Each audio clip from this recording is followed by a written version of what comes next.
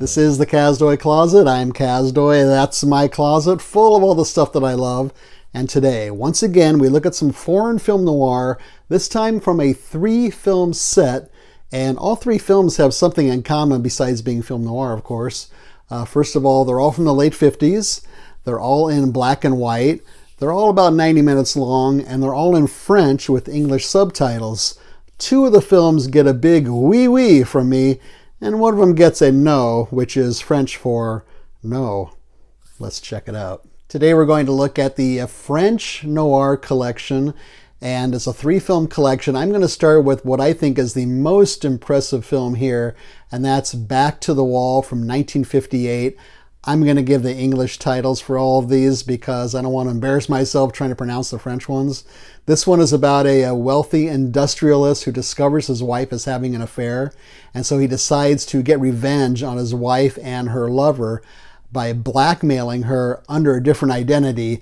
A lot more happens. I don't want to give it away, but complications, and it gets more and more involved from there. Jeanne Moreau, the famous French actress, you can see her on the cover, is the lead character, the lead female character. She has over 140 films to her credits. She was in Elevator to the Gallows, which I will talk about a little bit later. She was in other famous films like The 400 Blows, Jules and Jim, The Train, which I did an episode on previously. Her husband is played by Gerard Ory. I'm not familiar with him, but he does a really nice job. And Edward Molinaro is the director. I'm not familiar with him either. He will come up again in this episode. I do want to point out Robert Lefevre as the cinematographer, because this is just such a cinematic film, pure cinema, I like to call it. The first 15 minutes or so, it's almost dialogue and music free. Just let the pictures tell the story and you follow along, and it draws you in as we watch a man kill and then dispose of a body. And who is this guy? Who are these 2 guys? Why is he killing him? And right away we're just sucked into the whole drama of it, and the pictures just tell the whole story. Then we get, after the 15-minute segment, we get a flashback, and a voiceover begins to fill us in on what happened here. It's got an unpredictable plot, many twists and turns that I don't think I've ever seen anything like that before.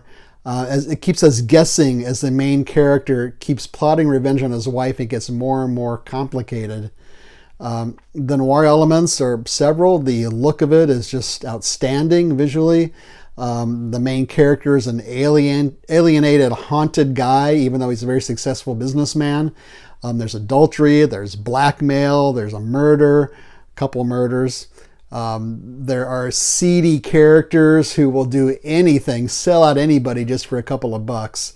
My rating for Back to the Wall, 5 trench coats out of 5. Why trench coats? That's what the main character wears, and some other people wear too.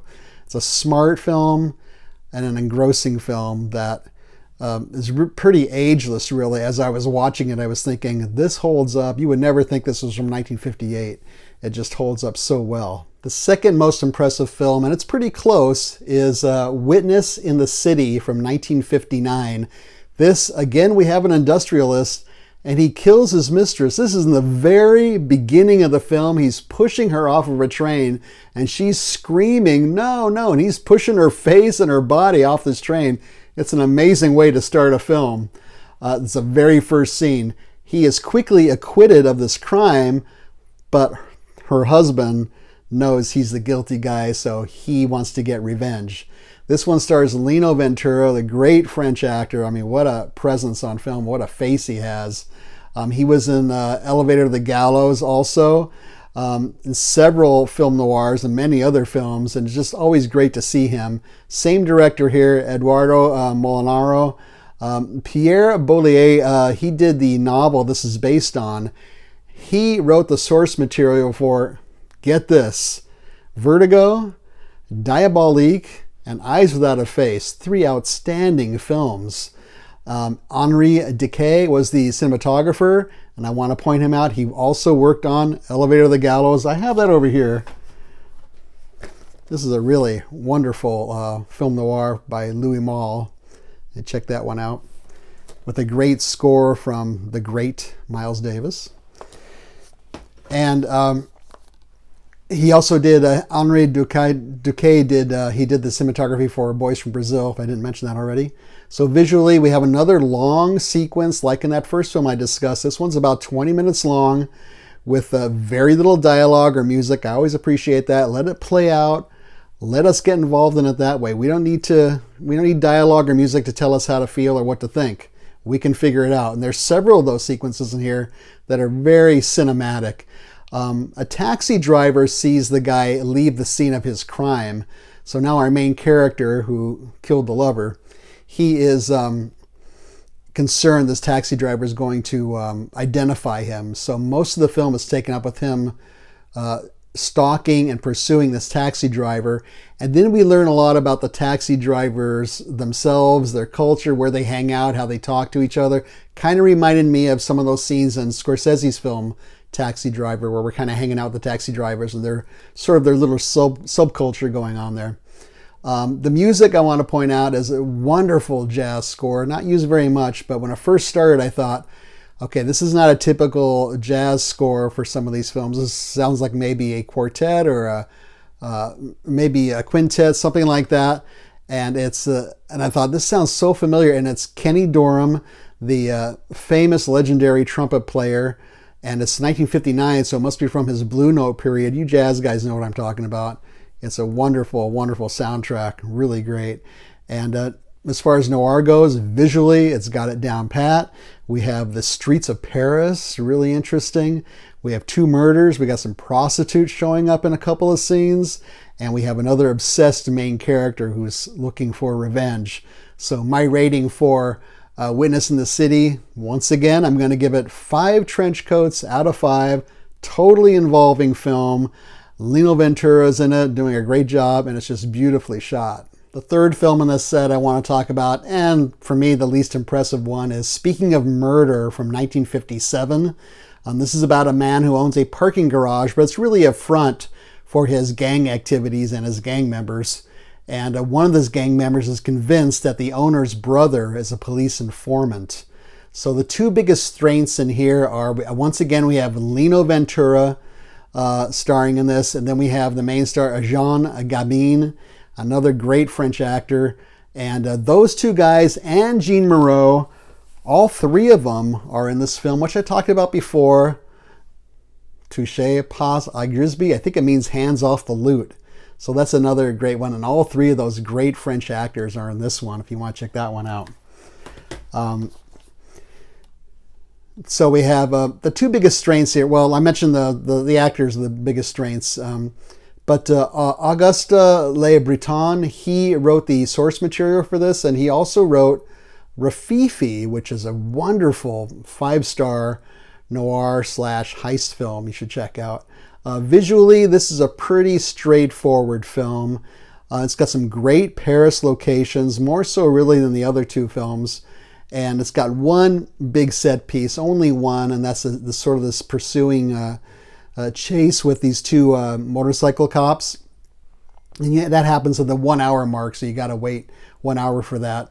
As far as the noir elements go, this barely registers as noir, I think. It has some gangsters, it's got some double crossing, and a couple of people get slapped around a lot. But it's not a very interesting or involving story to me.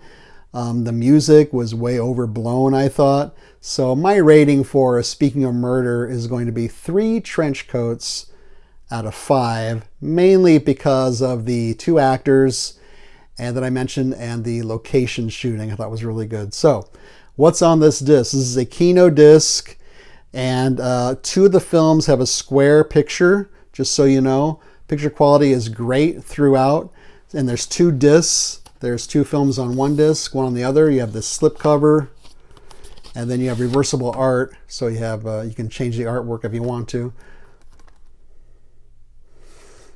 And there are no other extras. I think there's a couple of trailers, and that's about it. So where can you see any of these films in this French Noir collection?